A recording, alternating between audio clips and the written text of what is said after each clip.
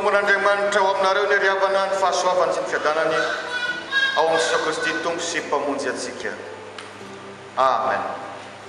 Korintianina voalohany toko fahafito andiny voalohany ka hatramin'ny fahafito no ampahireza amin'ny Tompo anao indray ka dia raiso ny fanavaozany. Hivavaka isika. Ndreto izay Andriamanitra manondrika ny lohanay. Manaiky fa ianao no mpitondra izao rehetra izao. Manaiky fa Andriamanitra fitiavana ianao ary izany no nampaharetanao famindrampo ho anay. Dia misaotra raha velonay ny izay mahatratra ty andro ity. Afaka manavao ny fitiavanay ianao. Ny fitiavanay ny ankohonanay ary ny fitiavanay koa ny fiangonana. Mitenena avifana eo avao zizay. Amin'ny anaran'i Jesoa Kristy Tompo. Amen. Korintianina voalohany toko fahafito andiny voalohany ka hatramin'ny fahafito. Izay ianarantsika ny amin'ny fanambadiana ho aminareo hatrany aneny Tompo. Miresaka ny amin'ny fanambadiana tokoa ty Korintianina voalohany toko fahafito ity. Saingy tsy famelabelarana feno akory fa famalin'ny apôstôly Paoly ny fanontanian'ireo kristianina tao Korinto makasika ny fanambadiana. Misy famarihana vitsivitsy tsara ho raisitsika avy amin'izany. Famarihana voalohany, misy olona nantsoan'Andriamanitra tsy hanambady. Misy olona nantsoan'Andriamanitra tsy hanambady. Zany hoe tsy ny olona rehetra no voantso hanambady.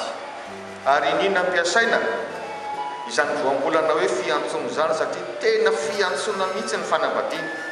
Tahaka ny hoe izay izao dia nantsona ho mpitondra fivavahana, ho pasteur. Tsy ny olona rehetra no nantsona ho pasteur. Tahaka izany koa ny fanambadiana.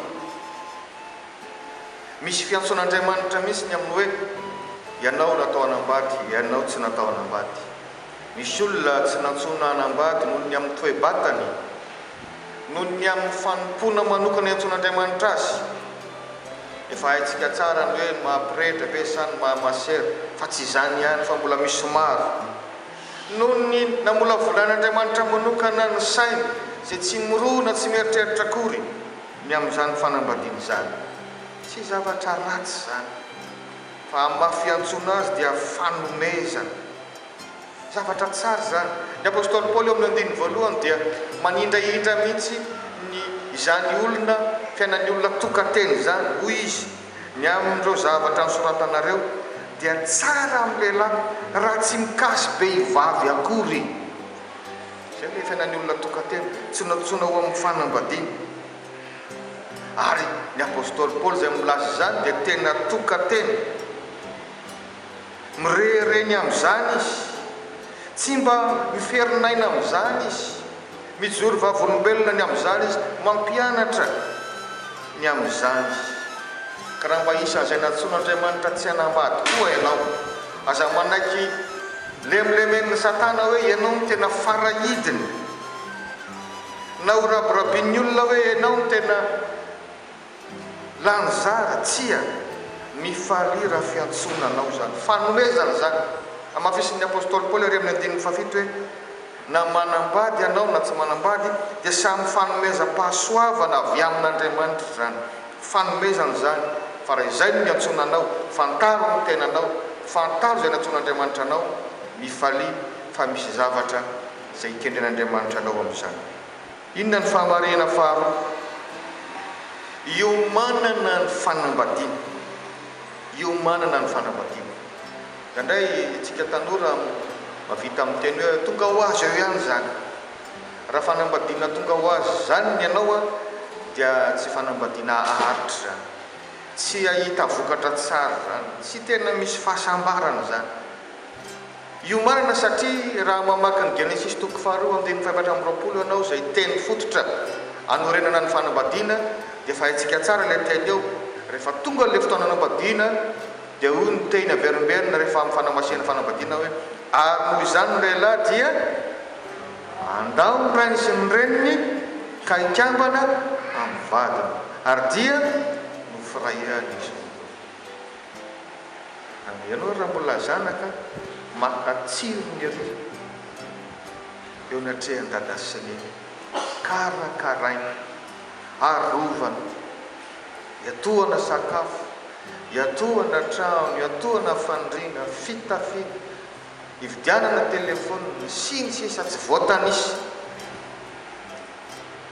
malaina mihitsy sika hiala ao amin'ny dada sy neny zany sa tsy zany kanefa dia mampianatra antsika ny ten'Andriamanitra rehefa hanambady ianao dia maninona andao an-dada sy neny andao an-dada sy neny zay nafinaritra be tao raha mbola zanaka endry ianao ary mifankatia tsara ianareo bandry dada sy neny ka dia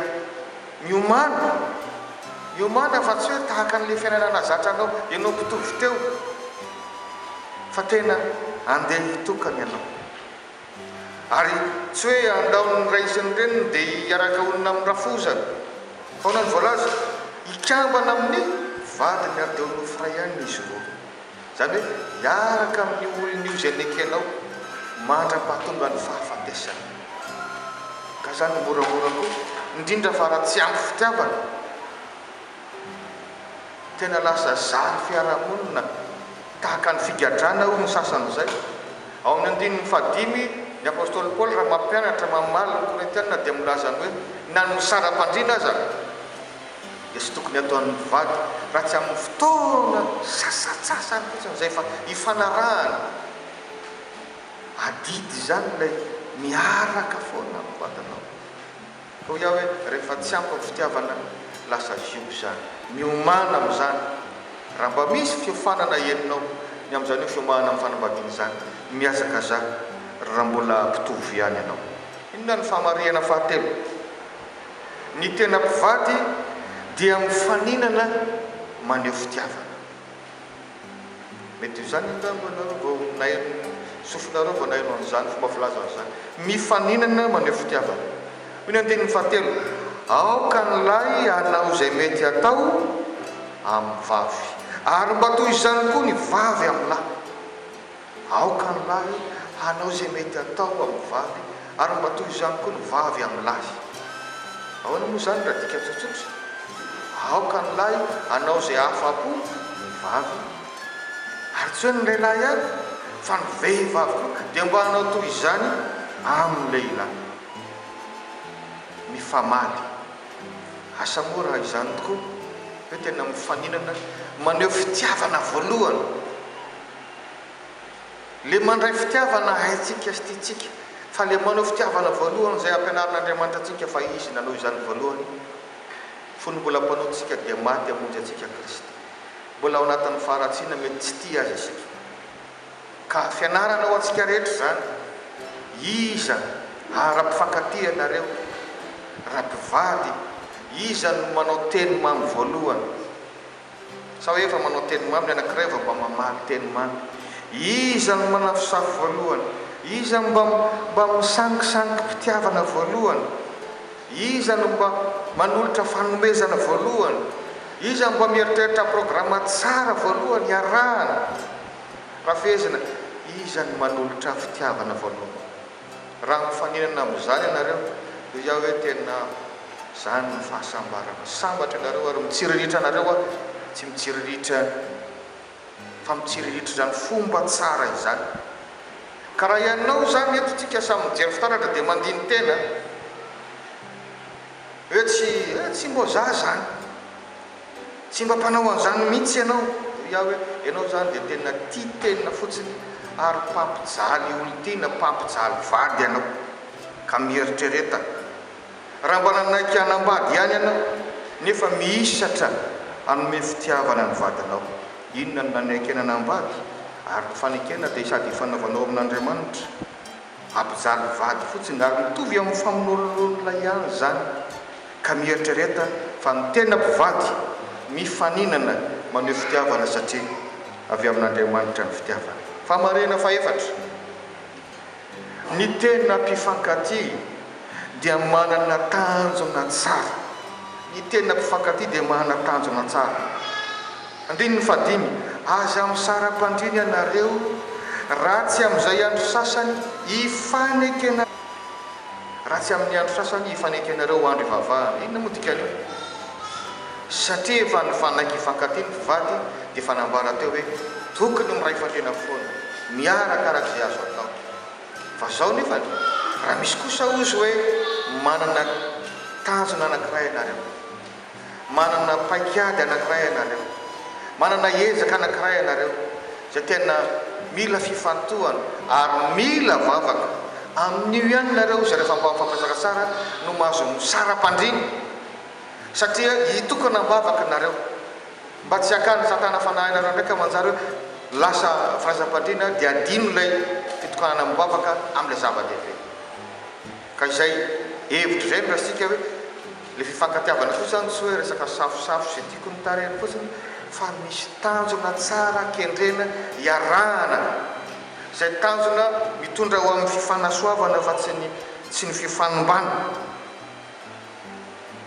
Fa tsy hoe rehefa sanatria abevokanao dia avelanao le zanak'olona. Samy mantinitenitsika manana zany tanjona tsara zany ve tsika, ary mba mitondra miaraka mitondra mivavaka zany tanjona tsara zany ve tsika. Mazava ho azy fa rehefa tsao le fototra le fitiavana dia tsy tonga amin'izany tsika. Na vao manomboka mifankatia aza, mbola amin'ny fitenareo tanora mbola misipa aza, mba misy zavatra iarahana tsara, miaraka mivavaka, miaraka mamonjy fiofanana, miaraka mianatra tenim-pirenena vahiny. Fa ndraindray le fanaovana sipa lasa mifanimba, mampalahelo, manimba ny fahatandroanao, manimba ny fonao, ny fanantenanao. Ngamba nareo fa mbana hely fa misy ange ankizy rehefa nanao sipa izy dia lasa niembotra ny fahaizany tany am-pianarana, tonga amin'ilay era hoe tsy afaka ho antoany fa dia mieritreritra le olo tena ihany dia ny fianarana navelo. Ngamba nareo fa naheno hoe hatramin'izay nivavahana zay tsy hita nivavaka taty, hatramin'izay nanaovany sipa tsy hita nivavaka taty am-piangonana intsony izy. Fitiavana manimba, mieritreretra tsara. Ary zany indrindra no lazana ny mahafisana ny hoe fiomanana ny fanambadiana. Misy zavatra iombonana, misy tanjona iaraha mamaritra, ka tokony olona mba mitovitovy fomba fijery, mitovy soatoavina na valeur ny teny frantsay. Zany no mahafisana ny hoe aoka re raha mbola kristianina ianao, aza maimay, aza hoentiny hoe bika sy ny tare fotsiny, fa mba ho kristianina tahaka anao ihany. Fa ny safosafo miorokoroka ho vita ihany, fa le fiainana lava be, feno ady lava satria tsy mitovy foana ny fomba fijery. Ary mazava amin'ny tenin'Andriamanitra ny amin'io, Korintianina faharoa toko 4:24, aza mety asina zioka tsy atonona nareo hikambanana amin'ny tsy mino. Fa inona ny raisan'ny mino amin'ny tsy mino? Ny mazava amin'ny aizany. Fa dia ho feno ady foana ny fiainanareo mpivady, satria na ny foto-kevitra ijoroanareo azy. Ianao anindraindra n'izany hoe ara-panahy, fa izy tsy mandraraha an'izany dia ampalahelo ny hafaran'ny fifankatiavana. Zareo fa mba mitovitovy ny fomba fijery, mba indray mihira, fa tsy hoe hoentin'ny fitiavana tsy fantatro na fitiavan-karena na fitiavana vetivety dia na ny elanelana taona aza 5 telopolo. Mazava ho azy fa rehefa ny zavatra tadiavina sy ny zavatra tiana tsy hitovy, fa dia fa aloha ranonahy daholo izay zavatra rehetra tao. Zany ve izy tanjona tsara? Samy mandinitenitsika amin'ny fitaratra fa ny fanambadiana dia niketren'Andriamanitra hitondra fiadanana, hitondra fifaliana. Famarena fahadimy sady farana, ny mpivady kristianina tsy manome lalana ho amin'ny fisaraha-panambadiana zany.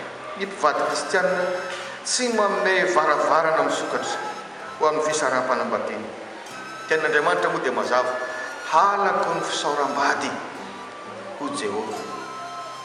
Tena mahery ilay matoa teny ampiasaina, halako. Tsy mba hoe zavatra ratsy fa halan'Andriamanitra. Ary zay mbola mahafisina foana veriveriko eto, tena natao hitambatra ny mpivady, tsy mora akory zany. Fa mahafisina eto aza amin'ny sara-pandriana mba tsy hakan'ny satana fanahy anareo noho ny tsy faharetanareo.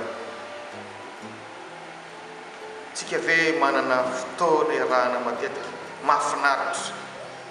Matoa tsy misy le fotoana iarahana matetika dia mila manintetika zay fa le fitiavana zay tsy ao. Nareo ve moa tsy efa mba mahita ihany hoe nialam-pianakaviana satriny aza iainga maraina ao an-trano hoe andeha hiasa, satriny aza anao journée continue misakafo atoandro, satriny aza atao hoe tara ny bus efa lalina vao mody ao an-trano satria ny iaonany amin'ny vadiny dia efa atonga adiny ray zay. Zany hoe tena na le miray fandriana azy efa mba ezahana fotsiny arak'izay azo atao noho ny amin'ny fiarahamonina angamba. Mampalahelo zany mila fibebahana zany, mila fangatahana ny fanahy masina zany, mila fandinihan-teny zany, araka ny lesona teo hoe tena tsy ampy fanehoana fitiavana, ary zany no fototry ny fahotana. Izany tsy ampy fitiavana zany, ny fitiavana no maha-izazan'Andriamanitra ka hifandraisany amintsika sy ampifandraisany antsika. Ka zay rehetra mety mitondra korotana, mitondra fisarahana, alaviro.